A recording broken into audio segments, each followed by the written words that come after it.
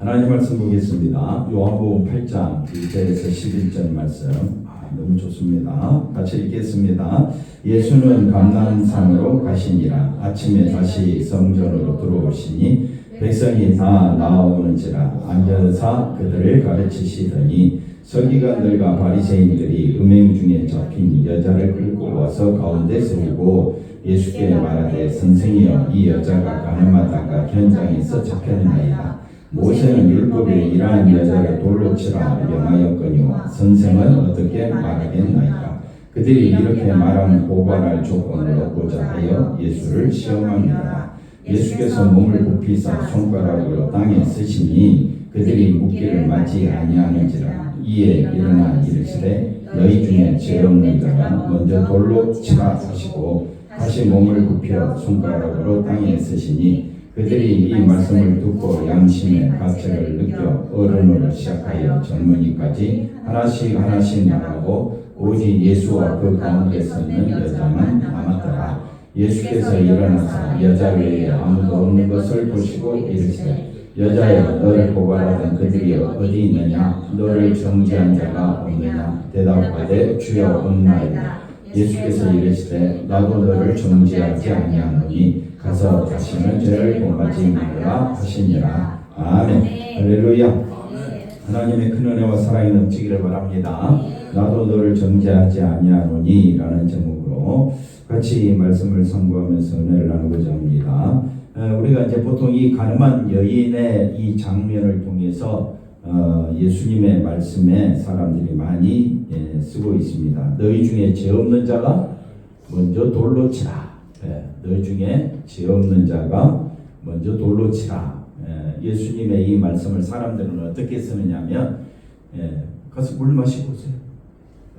자기 변명할 때, 자기가 어떤 일에 있어서 어떤 그 힘든 일을 당했을 때 상대방을 향해 톡 쏘는 말로 너희 중에 죄 없는 자가 먼저 돌로 치라.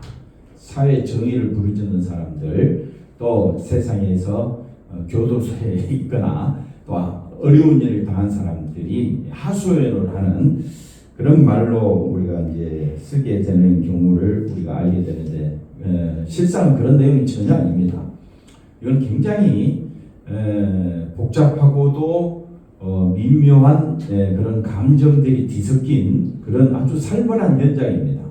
자, 5장, 6장, 7장에 들어와서 5장에서 예수님이 베데스다 연못에 38년 뇌병자를 고쳤잖아요. 그랬을 때 사람들의 반응이 어땠느냐? 5장 18절을 한번 가보면, 유대인들이 이로 말미암아 더욱 예수를 마고자 했습니까? 죽이고자 하는 살벌한 현장이 5장부터 이미 진행되고 있었습니다. 이는 안식일을 범할 뿐만 아니라 하나님을 자기의 친아버지라 하여 자기를 하나님과 동등으로 삼으심이라. 그러니 서기관들과 바리새인들 입장에서는 예수를 죽이지 못해 지금 안달이 난 거야. 안달이 난 거야. 그 다음에 또 7장 1절을 한번 또 보시면, 그 후에 예수께서 갈릴리에서 다니시고 유대에서 다니려 아니하심은, 베들레헴 예루살렘에 다니지 아니하심은 유대인들이 막으려고 하니까, 죽이려고 하니까. 6장이 뭡니까? 6장에 들어와서 예수님이 오병이의 사건을 일으키잖아요. 오병이의 사건을 일으키면서 생명의 떡은 나다. 나는 광야에서 너희 조상들이 만나를 먹고도 죽었지만은 내 살과 내 피를 먹는 자는 영원히 죽지 아니하리라. 그런 말을 하니까 서기관들과 바리새인들이 가만히 있겠어요? 죽이려고 하죠. 죽이려고 한다 이 말입니다. 19절 또 가볼까요? 자, 다 같이 한번 읽어봅시다. 모세가 너희에게 율법을 주지 아니하였느냐? 너희 중에 율법을 지키는 자가 없도다. 너희가 어찌하여 나를 죽이려 하느냐? 죽이려 하느냐? 지금 예수님을 죽이려 한다라는 말이 계속해서 나오고 있습니다. 또 25절 가볼까요? 25절도 그런 비슷한 말씀이 나오는데, 자, 7장 25절 말씀 보시면 나옵니까? 7장 25절. 예루살렘 사람 중에서 이것이 마치 뭐라고 이야기하느냐? 예루살렘 중에서 어떤 사람이 말하되, 이는 그들이 죽이고자 하는 그 사람이 아니냐. 그러니까 서기관들과 바리새인들이 가장 경건하고 가장 종교적이고 가장 신앙적인 이 사람들이 죽이려고 하는 이 작당, 이 모의가 누구도 다 아느냐? 이제는 예루살렘 사람이라면 다 알고 있다. 다 그들이 죽이고자 한 그 사람이 아니냐? 얼마나 지금 예수님이 예루살렘에 있다는 그 자체는 뭘 내놓고 있는 거예요? 목숨을 내놓고 있는데 죽이려고 하는 거 다 아는데 또 예수님을 따르는 사람도 많으니까 서기관들과 바리새인들이 이러지도 못하고 저러지도 못하고 지금 굉장한 어려운 가운데 있는 겁니다. 45절 가볼까요? 45절에 지난주 살펴봤던 말씀 중에 이런 말씀이 나옵니다. 아랫사람들이 대제사장들과 바리새인들에게 오니 그들이 묻되 뭐라고 말합니까? 죽이려고 이제는 뭐라고 말합니까? 어찌하여 잡아오지 아니하였느냐 이렇게 말을 했습니다. 49절 가볼까요? 49절 어찌하여 잡아오지 아니하였느냐 그랬을 때에 49절에 가보면 율법을 알지 못하는 이 무리는 저주를 받은 자로다. 예수님을 향하여 저주를 받은 자로다. 이렇게까지 말하고 있는 상황에서 그 많은 무리들에게 지난주에 말씀드린 것처럼 갈릴리 사람이라 모욕받고 천대받는 사람에게서는 그 지역에서는 메시아가 나올 수 없다. 이게 정론이 되었다고 말씀을 드렸죠. 기억나지요? 그리고 다 각각 뿔뿔이 흩어지고 다음날 된 거예요 지금. 그러니까 죽이려고 작당하고 모의하고 모든 사람이 다 알 정도인데 예수님을 지금 잡았어요? 못 잡았어요? 못 잡았어요. 그러면 잡으려면 죽이려면 어떻게 해야 돼요? 아니 지금 잡으려고 사람을 보냈는데 사람들이 안 잡아왔어. 죽이려고 3번이나 이렇게 성경 구절에 써져 있고 예수님도 왜 너희들이 나를 죽이려고 하느냐. 지금 상황이 굉장히 지금 예수님에게는 불리한 입장입니다. 그런데 예수님이 1장 7, 8장 2절을 가보시면 8장 2절에 가보니까 뭐라고 말하느냐. 아침에 다시 예수님은 어디로 들어가십니까? 성전으로 들어갔죠. 성전에 들어가니까 백성이 다 나와왔습니다. 사람들이 많이 모였습니다. 어디에? 성전에. 그래서 앉으사 그들을 가르치셨습니다. 그래서 이 모습을 이미 알고는 있었지만 또 예수님이 절하고 있으니까 서기관들과 바리새인들이 작당을 해야 되잖아요. 역적은 아니죠. 하여튼 뭡니까? 이 굉장히 겉모술수를 써야 되고 모략을 써서 함정에 빠뜨리고 올가미에 집을 넣어야 되잖아요. 예수님을. 이해가 되셨습니까? 지금 예수님을 죽이려고 그 다음에 잡으러 사람을 보냈는데 사람들이 저 사람처럼 많은 사람이 없었나이다. 그러면 김준일 집사님 어떻게 할 거예요? 저 사람 잡아야 되는데. 지금 여당이 야당을 잡으려고 지금 난리 났잖아요. 또 야당은 또 어떻게 해요? 여당을 또 몰아세우려고만 지금 이런 형국이란 이런 형국. 그랬을 때는 가장 쉬운 방법이 뭐냐? 누명을 씌워버리는 거예요. 거짓 뉴스가 지금 뭐 미국에도 한국에도 판치죠. 이렇게 교회도요. 저 목사님 내보내고 싶다. 그럼 어떻게 해요? 거짓 뉴스 하나 딱 터뜨리면 됩니다. 목사님 재정 횡령의 때 아니면 말고 목사님 7계명 그 계명을 범했대 아니면 말고 그럴 목사님을 쫓아내려면 어느 교회에서 어느 한 성도를 몰아내고 싶으면 저 사람 신천지야. 그러면 어떻게 해요? 거짓 뉴스 하나에 그냥 교회가 완전히 발칵 뒤집어지는 거예요. 지금 그런 상황이에요. 가늠한 여인 예수님을 만난 이 사건 속에 그 뒷배경이 뭐냐? 배경은 지금 예수님을 말려고요. 죽이려고. 그러니까 죽이려고 하니까 뭘 갖고 와야 돼? 증거를 갖고 와야 돼.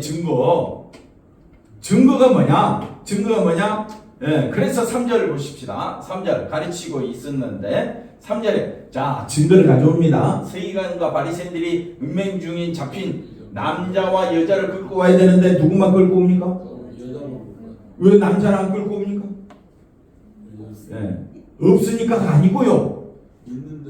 있는데 가짜 뉴스 예수님을 중상 모략시켜서 모략해서 거짓 뉴스 해서 함정에 빠뜨리고 올가미를 뒤집어 씌우려면 남자가 있으면 돼요, 안 돼요? 남자는 도망가요. 야, 너는 살려줄게. 가늠하다가 음행 중에 음행하고 있는데 음행을 발견되다지 하니까 안 보이는 데 삽니까? 안 보이는 데 사잖아요. 근데 어떻게 서기관들과 바리새인들이 가장 경건하다 하는 사람이 어떻게 저 현장을 잡았느냐? 이거는 음모입니다. 음모. 예수님을 지금 뭐에 빠뜨리려고? 함정에 빠뜨리려고. 그래서 가장 음흉한 방법으로 끌고 옵니다. 레위기 20장 10절에 보면 이런 말씀이 있습니다. 레위기서 20장 10절에 보면 만약에 음행 중에 잡힌 여자가 있으면 누구든지 남의 아내와 간음하는 자, 그의 이웃의 아내와 간음하는 자는 반드시 누구를 데리고 와야 돼? 그 간음하는 남자와 여자를 반드시 죽일지라 그랬습니다. 이게 율법이라면 지금 서기관들과 바리새인들은 누구도 끌고 와야 됩니까? 남자도 끌고 와야죠. 근데 3절에 보니까 남자는 안 보여. 남자는 안 보여. 그리고 3절에 다시 보시면 3절에 여자를 끌고 와서 4절에 뭐라고 말합니까? 이 여자가 지금 서기관들과 바리새인들이 이 여자가 간음하다가 현장에서 잡혔나이다. 그러면서 지금 예수님 주변에 수많은 사람들이 있고, 자 보십시오. 여자를 끌고 와서 가운데 세웠으면 비켜 끌고 오면서 여자를 끌고 오면서 어떻게 해요? 서기관들 바리새인들이 예수님 앞에 끌고 오면서 가운데로 와야 되잖아요. 말씀 가르치고 있으니까. 이게 난리 법석이 난 거예요. 난리 중에 6.25 난리도 아니 지금 엄청난 충격적인 사건에 빠졌습니다. 그러니까 예수님이 대답할 말이 없도록 하기 위해서 뭐라고 말합니까? 5절에 보니까 여자 잡혔나이다. 5절에 자 뭘 가지고 시비를 또 거느냐? 율법을 가지고 예수님에게 태클을 거는 거예요. 이러한 여자를 돌로 치라 명하였거니와 율법은 남자와 여자를 어떻게 하라 했습니까? 돌로 치라 명하였는데 여자만 데리고 와서 예수님을 말려고 시험에 빠뜨리려고. 이런 치사한 방법, 가장 치욕스러운 방법으로 사람을 이렇게 함정에 끌고 나가는 게 예수님 당시 시대만 아니라 지금도 그렇습니다. 지금도요. 사람은 좋을 때 어떻게 해요? 한없이 좋을 것 같은데 그 사람이 싫고 그 사람을 이 모임에서 쫓아내려면 어떻게 하느냐? 사람들은 가장 치사한 방법으로, 가장 더러운 방법으로 사람에게 누명을 씌고 가짜 뉴스를 못 버티는 거예요. 그러니까 우리가 이런 상황 속에서 이 성경 말씀이 단순하게 가늠한 여자를 가리키고자 하는 것이 아니라 서기관들과 바리새인들이 가장 경건하고 가장 종교적인 사람이 얼마나 추악하고 추자만 들어가면 막 간담이 서늘하고 누가 나보고 추악하다 그래 내 자체가 추악하다 뭐 이렇게 듣고 넘어가긴 하지만은 내 마음은 그렇진 않잖아요. 너는 나보다 잘났냐? 뭐 그러면서 우리가 이 참 누명을 우리가 쓰고 함정에 빠졌을 때에 사람들이 나를 매우 힘들게 온갖 흉계와 더러운 방법으로 이렇게 예수님을 모략하는 이 현장을 알아야 합니다. 가늠한 여자가 주인공이 아닙니다. 지금 서기관들과 바리새인들이 뭘 가지고 또 예수님을 태클하느냐? 율법을 가지고. 그러니까 율법에 이러한 여자를 돌로 치라고 명했는데 그래서 6절에 예수님 뭐라고 말합니까? 그들이 이렇게 말하면 고발하려고. 종교적 재판이 아닙니다. 재판을 하려면 예수님에게 고발할 조건을 얻으려고 예수님을 잡아 죽이려는 그 고발할 조건을 찾고 있는 것이지 지금 재판을 잘 해주세요 그런 의미가 아닙니다. 이게 이런 말씀이 어디에 기록되어 있느냐? 성경에 기록되어 있습니다. 가장 인격적이고 가장 훌륭한 사람이 가장 잘 배우고 야, 저 사람 정말 인격적으로 대단하다. 그런 사람들이 오히려 얼마나 사람이 악한지를 가늠한 여자가 악합니까? 한번 대답해 보세요. 서기관과 바리새인들이 더 악합니까? 그러니까 둘 다 똑같다 이 말이에요. 둘 다 똑같다는 말은 우리도 똑같다 이 말이지. 맞죠? 우리도 똑같습니다. 좋을 때는 한없이 좋아. 예. 간도 쓸개도 빼줄 것 같이 그렇게 이야기해. 그게 사기치잖아요. 근데 사기 당해 보셨잖아요, 우리. 사기 당할 때 그 사람이 얼마나 좋아 보입니까? 근데 속고 나면 어때요? 얼마나 철천지 원수로 변하는지 모르고 후회하지. 그게 우리가 살고 있는 세상이다. 그런데 이런 상황 속에서 예수님이 대하는 태도를 한번 볼까요? 예수님은 이렇게 고발할 조건을 얻고자 하여 예수를 시험함이라라. 그러면 예수님이 이 사건의 배경을 알까요? 모를까요? 알겠지요. 그러면 예수님이 당장 뭐라고 말하지 아니하시고 몸을 굽히사 손가락으로 땅에 뭘 썼을까요? 뭐라고 썼을까요? 성경은 안 나옵니다. 한번 추측해 보자고요. 뭐라고 썼을까요? 나를 함정에 빠뜨리려고? 그런 말도 그냥 우리 생각으로 한번 생각해 보면 집사님 뭐라고 썼을 것 같아요? 남자가 어디 있는지 나는 안다? 그래야 될 거 아니에요. 뭐 하여튼 예수님 뭐라고 썼는지는 모르겠어요. 율법의 조항을 가지고 썼을 수도 있겠죠. 뭐라고 썼는지 모르겠지만 저 같으면 나를 함정에 빠뜨렸어? 너희 다 죽었어. 뭐 이런 말도 쓰겠죠. 근데 예수님은 뭐라고 썼는지는 나오지 않는데 그 다음 말씀이 뭡니까? 7절 그들이 묻기를 맞이 아니하는지라 이에 일어나 이르시되 너희 중에 죄 없는 자가 먼저 돌로 치라. 그랬을 때에 지금 이 서기관들과 바리새인들이 예수님을 고발하려고 작당을 했잖아요.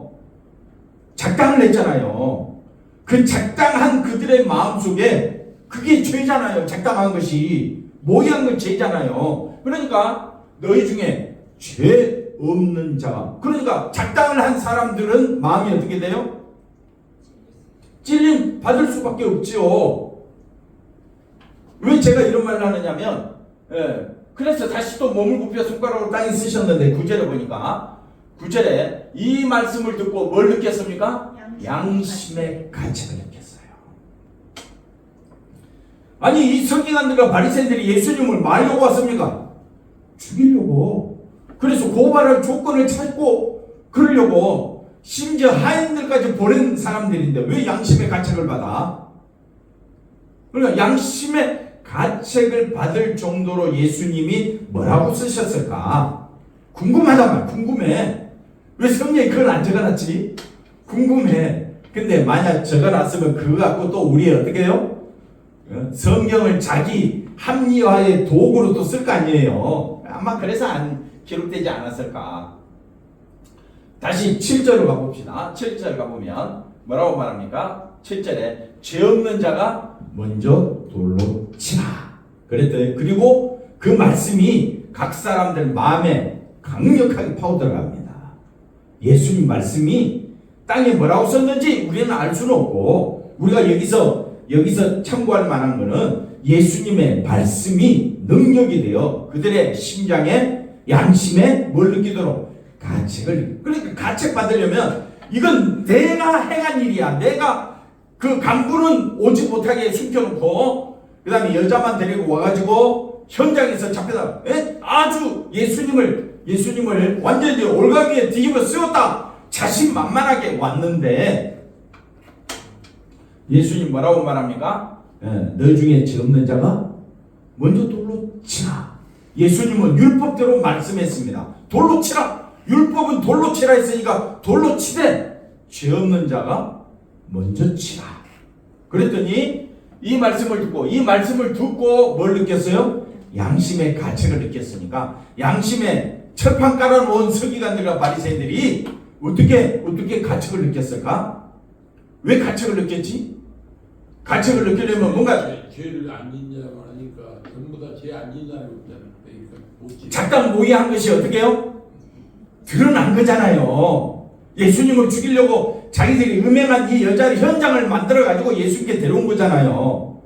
물론 성경은 그렇게 기록되지 않았습니다. 그냥 가늠한 여자 사건이 나오는데 5장, 6장, 7장, 8장 이렇게 쭉 살펴보니까 지금 예수님을 말려고 죽이려고 온갖 술수와 방법을 다 동원하고 있는 거잖아요. 그런 상황에 예수님이 여기에 굴복하지 않냐고 어디에 들어갔습니까? 성전에 들어가서 그리고 말씀을 가르치고 있으니까 얼마나 서기관들과 바리새인들 보기에는 예수님이 꼴보기였느냐 이 말이에요.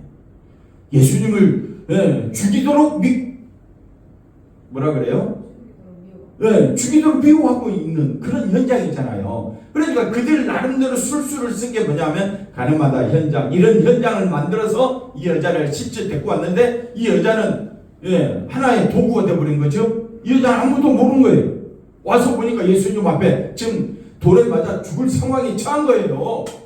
이 여자는 지금 못 느끼고 있는 거예요. 서기관들과 바리새인들은 의기양양 예수님 이제 걸려들었다. 예수님을 죽일 기회가 됐다. 그랬는데 예수님 뭐라고 말합니까?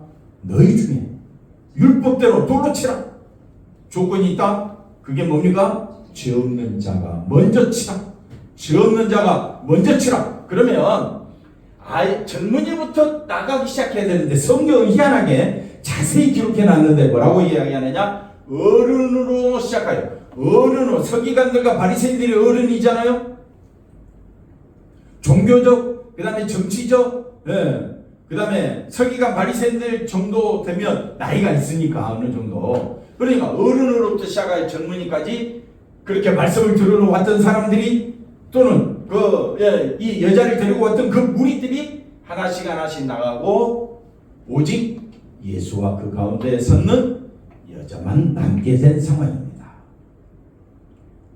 이해가 좀 되셨습니까? 제가 조금 성경을 집중하도록 풀이한다고 조금 강하게 좀 오버해서 설명을 한 경우도 있지만은 이런 상황에서 이런 지금 상황이다 봤었을 때 예수님은 이 여자를 돌로 치야 될 상황이 아니라 이 여자를 오히려 보호해야 될 상황이 되는 겁니다. 그래서 10절에 보니까 예수께서 일어나서 여자 외에 아무도 없는 것을 보시고 이르시되 여자여 너를 원래 고발은 누구를 고발하려고? 예수님을 고발하려고 지금 이 사건을 끌고 왔는데 예수님은 오히려 이 고발을 자기에게 온 이 고발 사건을 여자에게도 똑같이 말합니다.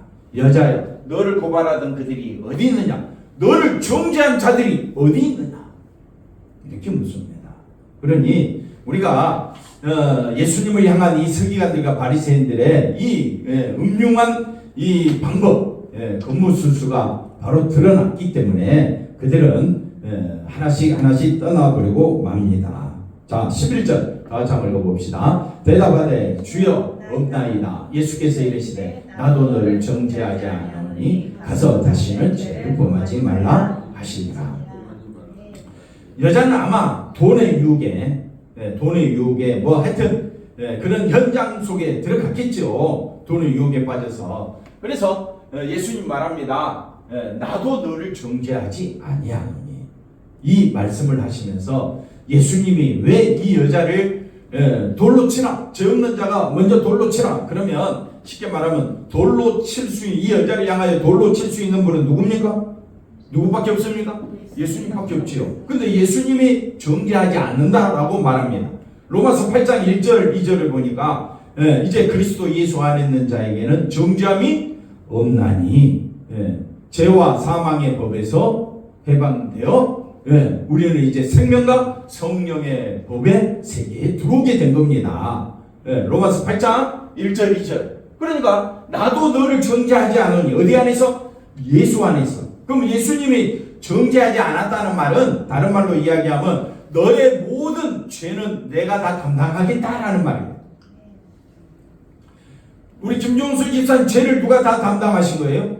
예수님이 담당하신 거예요.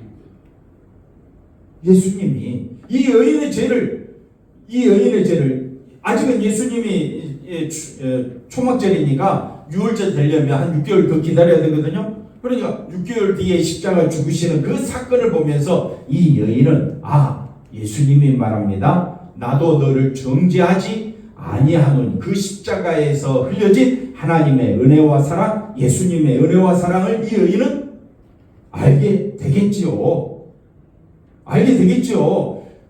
내가 죽어야 되는데 어쨌든 돈을 받았든지 어떤 유혹에 빠져서 이 가늠하는 현장 속에 이 여인은 들어가게 된 거예요. 그런데 예수님 뭐라고 말합니까? 나도 너를 정죄하지 아니하노니. 어디서? 예수님이 십자가에 죽으심으로.